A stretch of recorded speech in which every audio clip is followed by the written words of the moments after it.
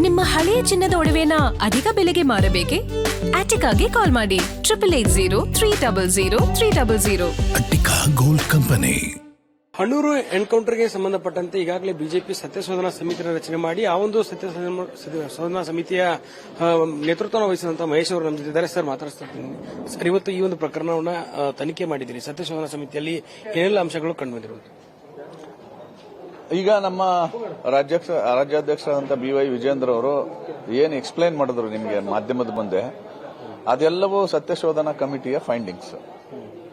So ಅದರ ಆಧಾರದ ಮೇಲೆ ಅವರು ಈ ಪ್ರಕರಣವನ್ನ ಇದರ ಸತ್ಯಾಸತ್ಯತೆಗಳು ಗೊತ್ತಾಗಬೇಕು ಅಂದ್ರೆ ಇದನ್ನ CBIಗೆ ವಹಿಸಬೇಕು ಅಂತ ಹೇಳಿದ್ದಾರೆ. ಸತ್ಯಶೋಧನಾ ಸಮಿತಿ ಕೂಡ ಅದನ್ನ ಡಿಮ್ಯಾಂಡ್ ಮಾಡ್ತಾ ಇದೆ. ಸರ್, ಈಗ ಮಹಿಮಾ ದಾಸ್ ನಾಪತ್ತೆ ಆಗಿರುವಂತದ್ದನ್ನ ಹೇಳ್ತಿದ್ರಿ, ಮತ್ತೆ ಕ್ಲೋಸ್ ರೇಂಜ್ ಅಲ್ಲಿ ಶೂಟ್ ಮಾಡಿರುವಂತದ್ದು. ಈಗ ನೀವು ಅವರು ರಾಜ್ಯಾಧ್ಯಕ್ಷರು ತೋರಿಸಿದಂತ ಸತ್ತೋಗಿರೋರ ಬಾಡಿ ಮೇಲೆ ವೂಂಡ್ ಆಗಿದೆಯಲ್ಲ, ಅದನ್ನ ನೋಡಿದ್ರೆ ಪ್ರೈಮಾ ಫೇಸಿ ಅದು ಕ್ಲೋಸ್ ರೇಂಜ್ ಅಲ್ಲಿ ಶೂಟ್ ಮಾಡಿರೋದು ಅಂತ ಕಾಣಿಸುತ್ತೆ. ಅದನ್ನ ಸಬ್ಸ್ಟಾನ್ಸಿಯೇಟ್ ಮಾಡಲಿಕ್ಕೆ ಪೋಸ್ಟ್ ಮಾರ್ಟಮ್ ರಿಪೋರ್ಟ್ ಅಲ್ಲಿ ಕ್ಲಿಯರ್ ಆಗಿ ಡಾಕ್ಟರ್ ಹೇಳಿದ್ದಾರೆ ಇದು ಬಹಳ ಕ್ಲೋಸ್ ರೇಂಜ್ ಅಲ್ಲಿ ಶಾಟ್ ಮಾಡಿರ್ತಕ್ಕಂಥದ್ದು ಅಂತ. ಹಾಗಾಗಿ ಗುಂಡಿನ ಚಕಮಕಿ ನಡೆದಿದೆ ಅಂತಕ್ಕಂಥದ್ದು ಸುಳ್ಳು.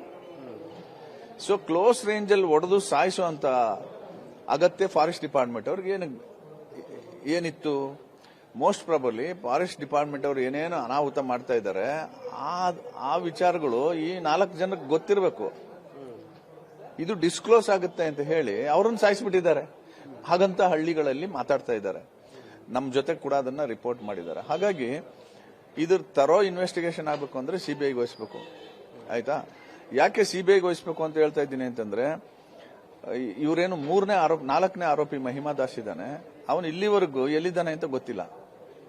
ಪೊಲೀಸ್ ಕಸ್ಟಡಿಯಲ್ಲಿದ್ದಾನ, ಫಾರೆಸ್ಟ್ ಕಸ್ಟಡಿಯಲ್ಲಿದ್ದಾನ ಗೊತ್ತಿಲ್ಲ. ಅವನೇ ಪ್ರೈಮ್ ವಿಟ್ನೆಸ್.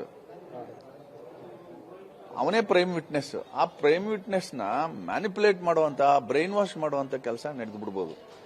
ಸೊ ಹಾಗಾಗಿ ನಾವು ಡಿಮ್ಯಾಂಡ್ ಮಾಡ್ತಾ ಇದ್ದು ಪಾರ್ಟಿಯಿಂದ, ಇಡೀ ಪ್ರಕರಣದ ಸತ್ಯ ಹೊರಗಡೆಗೆ ಬರಬೇಕು ಅಂದ್ರೆ ಇದನ್ನ CBIಗೆ ವಹಿಸಬೇಕು.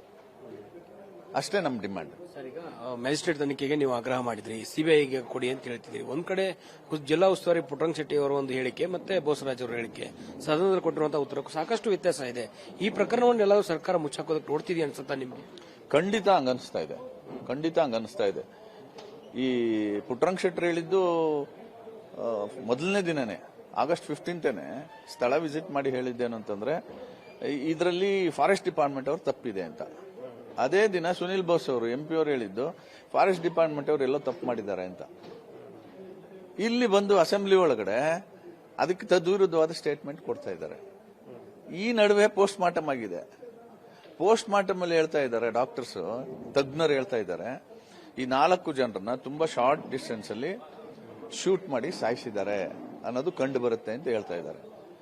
ಇದೆಲ್ಲವೂ ಹೊರಗಡೆ ಬರಬೇಕು ಅಂತಂದ್ರೆ ಮಹಿಮಾ ದಾಸ್ ಇದ್ದಾನಲ್ಲ, ಐ ವಿಟ್ನೆಸ್, ಪ್ರೈಮ್ ವಿಟ್ನೆಸ್, ಅವನ್ನ ತರೋ ಇನ್ವೆಸ್ಟಿಗೇಷನ್ ಒಳಪಡಿಸಬೇಕು. ಅವನನ್ನ ಪೊಲೀಸ್ ಅವರ ಕಸ್ಟಡಿಯಿಂದ ಆಚೆ ತರಬೇಕು. ಆಯ್ತಾ? ಮತ್ತೆ ಇದೆಲ್ಲ ಆಗ್ಬೇಕು ಅಂದ್ರೆ CBI ಇದಕ್ಕೆ ಬೆಸ್ಟ್ ಎನ್ಕ್ವೈರಿಂಗ್ ಅಥಾರಿಟಿ. ಸರ್, ನೀವು ಸತ್ಯಶೋಧನಾ ಸಮಿತಿಯ ನೇತೃತ್ವ ವಹಿಸಿದ್ರಿ. ಮಹಿಮಾ ದಾಸ್ ಅವರ ಸಂಪರ್ಕ ಮಾಡೋ ಪ್ರಯತ್ನ ಏನಾದ್ರು ಮಾಡಿದ್ರೆ ನಿಮ್ಗೆ ಏನಾದ್ರು? ಇಲ್ಲ, ಅವ್ರ ಫ್ಯಾಮಿಲಿ ಜೊತೆ ಮಾತಾಡಿದ್ವಿ. ನಮಗೆ ಮಹಿಮಾ ದಾಸ್ ಮಾತಾಡ್ಸ್ಲಿಕ್ಕೆ ಆಗ್ಲಿಲ್ಲ. ಮೈಸೂರಲ್ಲಿ ಎಲ್ಲೋ ಇದ್ದಾರೆ ಅಂತ ಹೇಳಿದ್ರು. ಎಲ್ಲಿ ಹುಡ್ಕೋಣ? ಪೊಲೀಸ್ ಅವ್ರ ಕಸ್ಟಡಿಲಿ ಇರ್ತಾನೆ, ಅವನು ನಮ್ಮ ಕೈಗೆ ಕೊಡ್ತಾರ? ಹಾಗಾಗಿ ನಾವು ಅವ್ರ ಫ್ಯಾಮಿಲಿ ಜೊತೆ ಮಾತಾಡೋದು ಹೊರತು ಮಹಿಮಾ ದಾಸ್ ಜೊತೆ ಮಾತಾಡಕ್ಕಾಗಿಲ್ಲ. ಅರಣ್ಯ ಇಲಾಖೆಯ ಒಂದು ಸಚಿವರ ಜವಾಬ್ದಾರಿಯಲ್ಲಿ ಸಾಕಷ್ಟು ಲೋಪಗಳು ಕಂಡು ಬಂದಿದೆ. ಅವ್ರ ರಾಜೀನಾಮೆ ಒತ್ತಾಯ ಮಾಡ್ತಾರೆ ಸರ್? ಅಲ್ವಾ? ಮತ್ತೆ ಅರಣ್ಯ ಸಚಿವರು on the floor of the house ಮಾಡಿರೋ ಸ್ಟೇಟ್ಮೆಂಟ್ಗೂ ಪೋಸ್ಟ್ ಮಾರ್ಟಮ್ ರಿಪೋರ್ಟ್ಗೂ ಅಜಗಜಾಂತರ ವ್ಯತ್ಯಾಸ ಇದೆ. ಅರಣ್ಯ ಸಚಿವರು ಸತ್ಯನ ಮುಚ್ಚಿಡ್ತಾ ಇರೋದ್ರಿಂದ ಅವರು ನೈತಿಕ ಹೊಣೆ ಹೊತ್ತು ರಾಜೀನಾಮೆ ಕೊಡಬೇಕು. ಯಾಕಂದ್ರೆ 3 ಪವಿತ್ರ ಜೀವಗಳು ಇವತ್ತು ಹೋಗಿವೆ. ಆ 3 ಕುಟುಂಬಗಳು ಬೀದಿ ಪಾಲಾಗಿದ್ದಾರೆ. ಇದ್ರ ಇನ್ವೆಸ್ಟಿಗೇಷನ್ ಆಗ್ಬೇಕಲ್ವಾ? ಸೊ ಹಾಗಾಗಿ ಈ ಇನ್ವೆಸ್ಟಿಗೇಷನ್ ಆಗಬೇಕು ಅಂತಂದ್ರೆ ಮಾರಲ್ ರೆಸ್ಪಾನ್ಸಿಬಿಲಿಟಿನ ಹೊತ್ತುಕೊಂಡು ಅರಣ್ಯ ಸಚಿವರು ರಾಮಲಿಂಗಾರೆಡ್ಡಿ ಅವರು ರಾಜೀನಾಮೆ ಕೊಡಬೇಕು. Thank you. ಇದಿಷ್ಟು ಮಾಜಿ ಸಚಿವರು ಮತ್ತೆ ಹಣ್ಣೂರು ಪ್ರಕರಣದ ಸತ್ಯಶೋಧನಾ ಸಮಿತಿಯ ಮುಖಂಡರಾಗಿರುವಂತಹ ಎನ್ ಮಹೇಶ್ ಅವರ ಮಾತು. ಕ್ಯಾಮರಾ ಪರ್ಸನ್ ರೂಪೇಶ್ ಜೊತೆ ದುರ್ಗೇಶ್ ನಾಯಕ, ಗ್ಯಾರಂಟಿ ನ್ಯೂಸ್, ಬೆಂಗಳೂರು.